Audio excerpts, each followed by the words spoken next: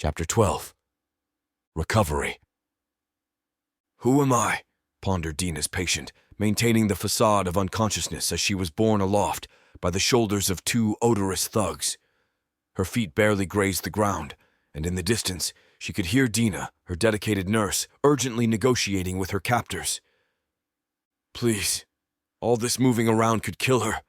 I don't yet know the extent of her injuries, and—" She was silenced with a hand from another putrid man behind her. After slapping the back of Dina's head, he demanded, "Shut up! I think the doc here should join the party tonight." With a quick retort, Dina corrected him. "Strike me again and see what happens the next time you get sick or the clap. Leave her alone. You know she is not to be harmed. Much for the reason she said. But this one, well, she is going to be fun awake or not. Just keep her breathing, Doc," Chain said, licking his lips while looking over the unconscious girl's body before dragging her along. As she listened to their conversation, the patient's mind, far from unconscious, kicked into overdrive. Shit. What the hell am I going to do? I'm not going to be able to keep this act up.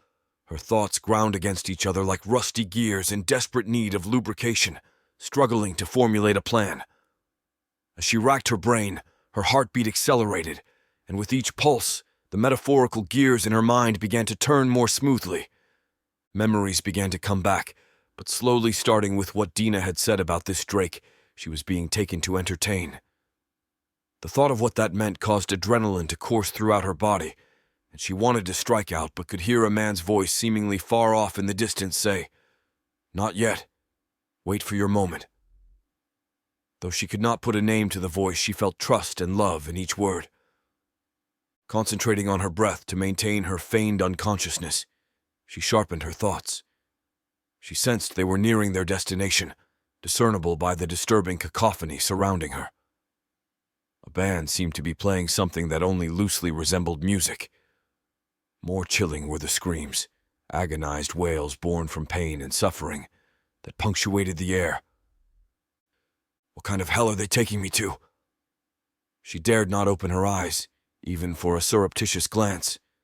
Her feigned unconsciousness was her only element of surprise, and she couldn't risk losing that advantage. "We brought you a fresh one," she heard the man known as Chains announce. A hand encircled by a loop of chain gave her a demeaning squeeze on the buttock. "Bring her to me," Drake commanded, his eyes lingering appreciatively on her form. Without hesitation, they hauled her toward him, presenting her as if she were an offering to a king. Circling around her, Drake scrutinized her curves and said, "Ah, yes, she'll fit in nicely. Is she not awake yet? No matter, I can work with that. Tonight, darling, we're going to celebrate into the wee hours." His words culminated in a gravelly laugh that sent shivers down her spine. Realizing she could wait no longer, she knew she had to take action soon, but not without gathering some vital information first. Cautiously, she cracked her eyes open, careful not to lift her limp-hanging head. She knew her field of vision would be limited to whatever lay near the ground. Gradually, light filtered into her eyes, allowing her to discern shapes. Just a bit more, she told herself, yearning for that crucial piece of information that could tilt the scales in her favor. As her eyes adjusted enough to absorb her surroundings, she tuned out Drake's menacing conversation with Chains, focusing instead on collecting any useful details. Although Drake spelled out his sinister plans for her, she was determined not to be a part of that narrative. Ignoring his words, she zeroed in on the man to her right, noting a knife handle peeking out from the top of his boot, a potential tool for escape. But when her left eye opened just a fraction wider, she felt a triumphant smile threatening to form on her lips. Mustering all her willpower, she fought to keep her expression neutral. Her observations had yielded something promising, a piece of information that could be her key to freedom. Momentarily distracted from the knife, her attention shifted entirely to the man on her left. Nestled against his hip was a six-shooter, its barrel gleaming, encased in an exquisitely crafted leather holster. It was an opportunity beginning to be seized, yet she hesitated, grappling with the timing of her move. Just then, the man shifted slightly, revealing a metallic round object dangling from his belt. Her eyes widened ever so slightly. Memories flooded back, invigorating her with a jolt of adrenaline. The object triggered a recognition. Carlos. In an electric burst of clarity, fueled by adrenaline and the remnants of her connection to Carlos, she knew the time was ripe, as if heeding a command from the universe, or perhaps a whispered guidance from that distant voice she'd come to recognize. She sprang into action. Time, the voice murmured within her, a ghostly siren's call. Infuriated by the audacity of someone else wearing Carlos's star, her leg snapped out like a coiled spring, delivering a crushing blow to the man on her right. Before anyone could even register the sudden movement, her hand shot to the holster on the left, yanking the six-shooter free in a smooth, fluid arc. She spun on her heels, her movements a blur, and in a heartbeat, the gun's barrel was jammed against Drake's temple. Her eyes, once feigned lifeless, now burned with an indomitable spirit. "Move, and your head becomes a wall decoration," she snarled, her voice laden with a deadly promise. The room froze in a tableau of shock, disbelief, and impending doom. Drake's eyes widened, meeting her fiery gaze. He realized then that he had severely underestimated the woman before him, a mistake he wouldn't get the chance to correct. "Who the hell do you think you are?" Drake growled. After a second thought, she stated, "Sierra Squires, or as you may know me, Death." As she finished her sentence, her finger tightened on the trigger with clinical precision. The report of the gun echoed in the space, a deafening punctuation that severed Drake's head from his shoulders as decisively as the final period in a death sentence. Blood and brain matter splattered in an arc, painting a grim mural on the walls before the shattered fragments of his skull even hit the ground. Without missing a beat, she swung the pistol towards Chains, who had barely had time to process the nightmarish turn of events. Her eyes locked onto his, a predatory gaze that promised swift retribution. "Guess that makes you next in line," she said, her voice dripping with icy resolve. The air was thick with tension, the room held captive by her deadly demeanor. Chains puffed up his chest in a misguided display of bravado, replying, "Yep, sure does."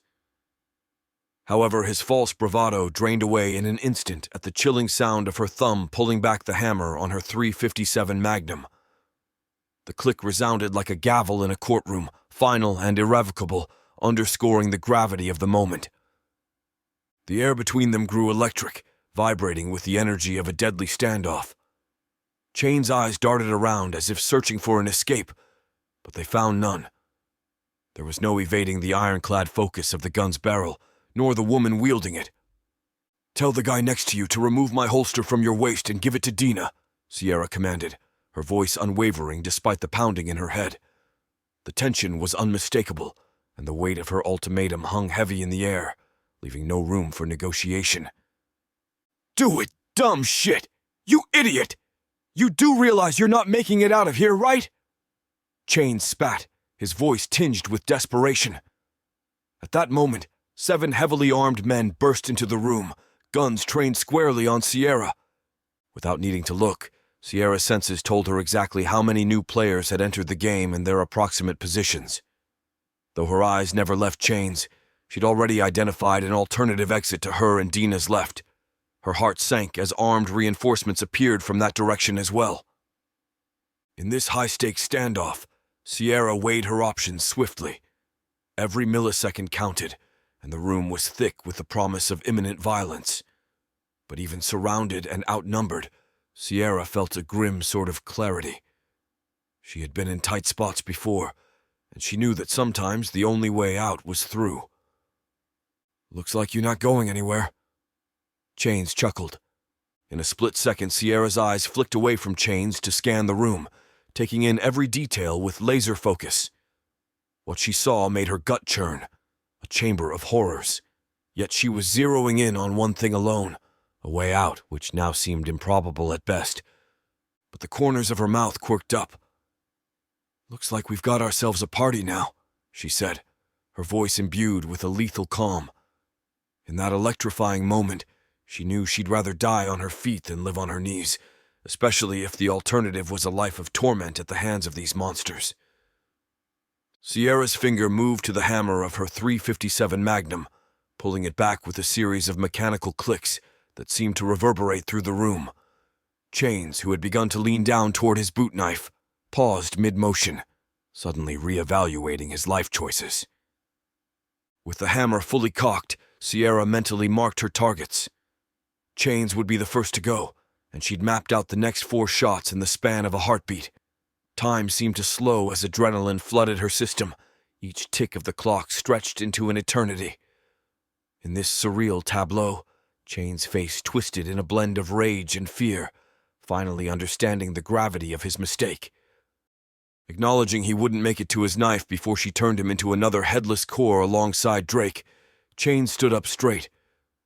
"You are not getting out of here. How about with your skill, you join us? No one's will harm you. What you say to that?"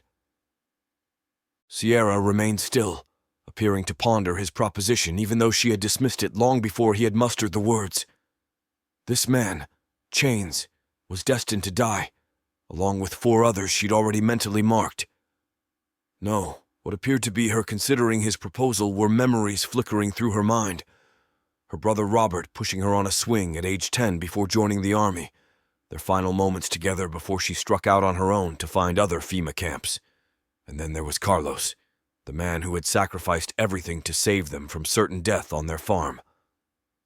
Energized by these recollections, her finger tightened on the trigger.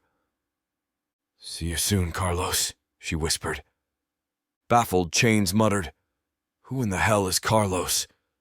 And what's that whistling sound?" He shot a glance toward one of his men near the entrance, gesturing for him to check it out. Unable to recall much about how she ended up in this wretched place, Sierra instantly recognized the source of the mysterious whistling sound. Swiftly lowering her pistol, she gripped Dina's wrist tightly and pulled her down to the floor. "What are you doing?" Dina questioned, her voice tinged with confusion. "Cover your ears and eyes," Sierra advised, ignoring the question as she braced for impact. A smirk stretched across Chain's face as he began to speak. "Looks like she's ready to."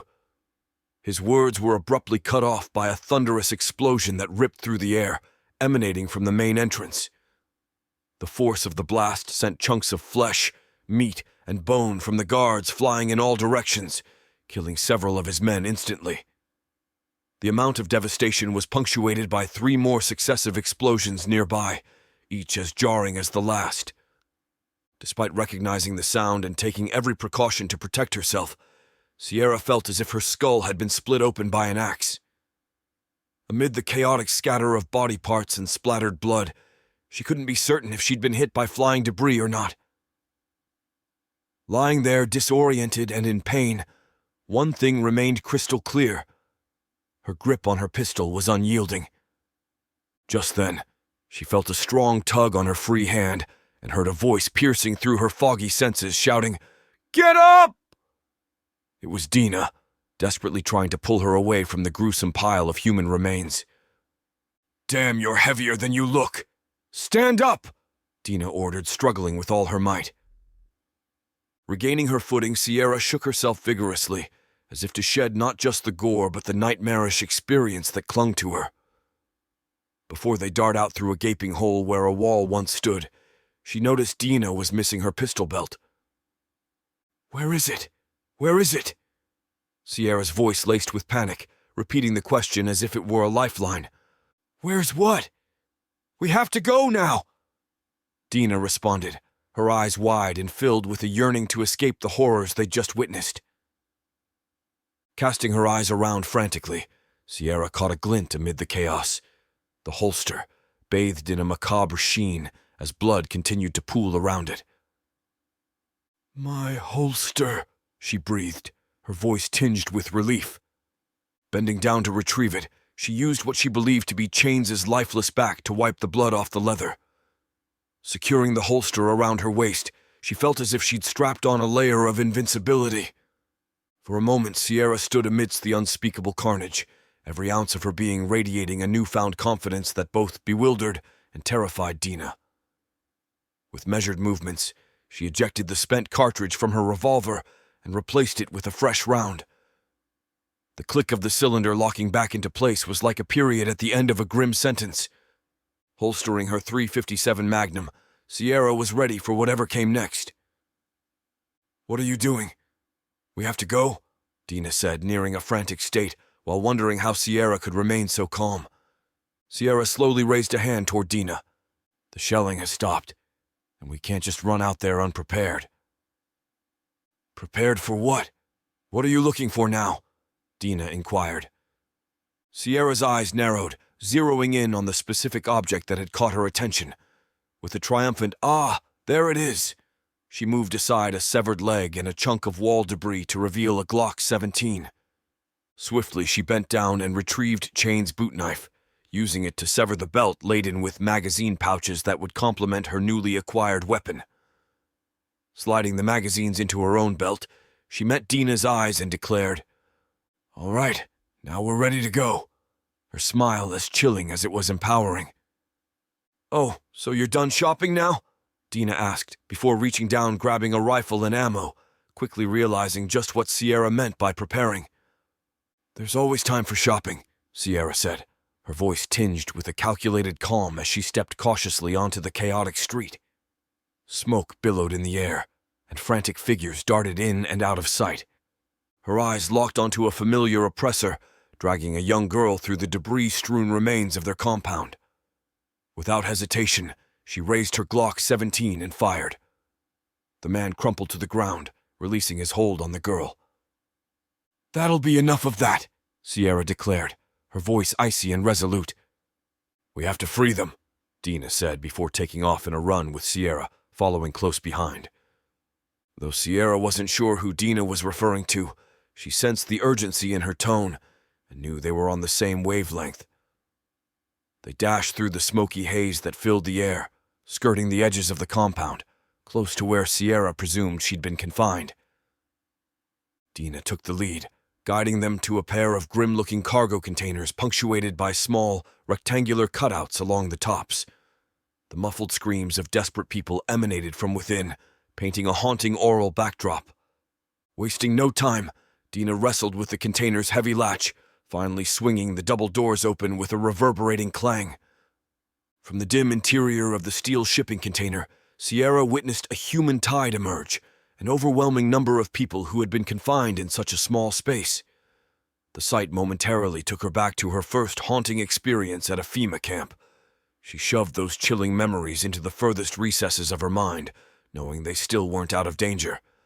Their tormentors might still be at large, and she wasn't entirely sure about the intentions of those who had just attacked the compound.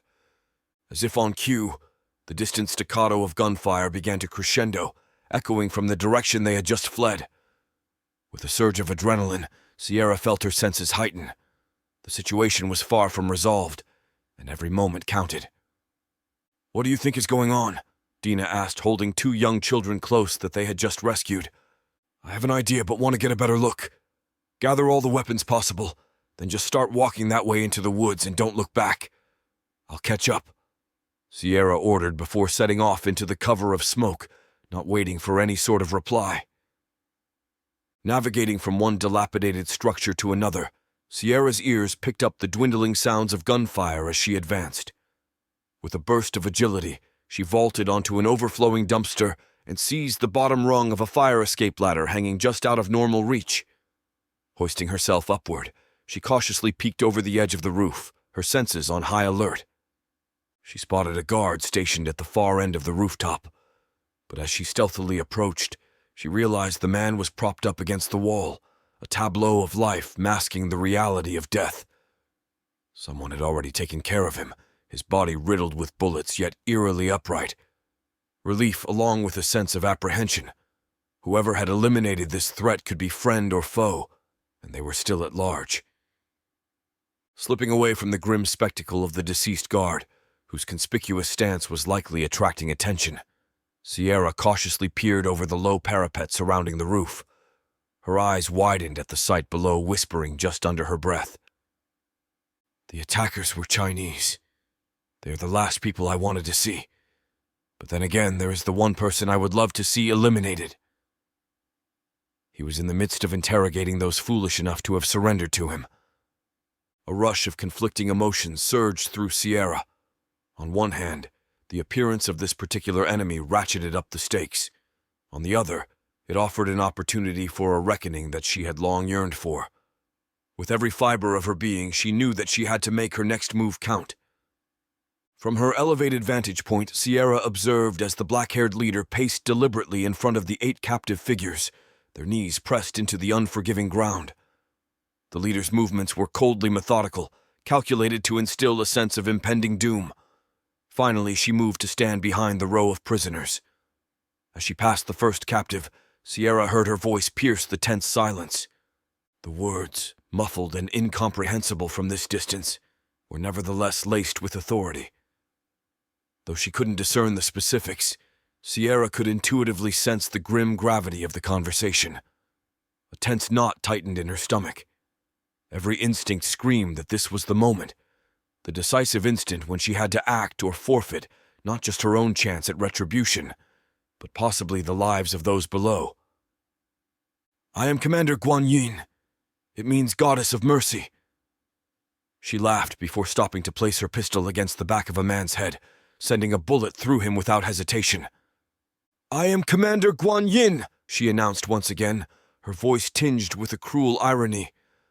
Without missing a beat, she pressed the muzzle of her pistol to the back of a man's head and pulled the trigger, executing him in an instant. "As you can see, mercy can be quite subjective. I'm in search of a young woman who is in dire need of my brand of mercy. Intelligence suggests she was last in the care of your group. So here are the terms. Tell me where she is, and you'll be spared my unique interpretation of mercy." Commander Guan Yin's words were barely out of her mouth before she executed another captive with clinical detachment. "I don't know." A third captive began, but his words were cut short by a bullet from Guan Yin's pistol. "She was here. The one you're looking for," a shaky voice managed to get out. Almost as if in response to this confession, Guan Yin unleashed a rapid volley of gunfire, leaving only the man who had just spoken, now trembling amidst the corpses of his comrades. Sierra observed the grim scene below, her eyes narrowing. She felt a complicated mix of emotions. While these men had been her captors, brutal and merciless, their summary execution left her uneasy. Still, it was hard to muster sympathy for the likes of them. She recognized Chains among the survivors, ironically bound with his own chain, now a symbol of his captivity rather than his menace. "Thanks for the blade," she murmured to herself, a sardonic smile crossing her lips. She patted the hilt of Chain's boot knife, now snugly tucked between her holster belt and waist. It was a small consolation, a minor victory in a world filled with darkness and complexities. But right now, it felt like just enough. "Where is she?" Commander Guan Yin demanded, now standing in front of Chains, pointing her pistol to his head. "Goddamn sexy women are doing to be the death of me. She gone," Chains said. "Why do I need you, then?" Guan Yin said, truing her aim, centering her shot on Chain's face. Wait! I saw what direction she went and know what she looks like. I want her killed as much as you. I know the area and can find her for you." Chains begged, raising his bound hands up in a futile attempt to block her shot had she chosen to fire. Holstering her pistol, Commander Guan Yin gestured to one of her subordinates to hoist Chains back onto his feet. With a subtle but authoritative tilt of her weapon, she signaled for him to take the lead. Sierra's heart pounded as she sprinted across the uneven rooftop, every step amplifying the urgency she felt. Leaping onto the rusted metal of the fire escape, she descended as fast as she could, her hands nearly blistering from the rapid glide down the ladder. Hitting the ground, she darted through narrow alleyways, her mind focused solely on reaching Diana before Guan Yin and Chains could.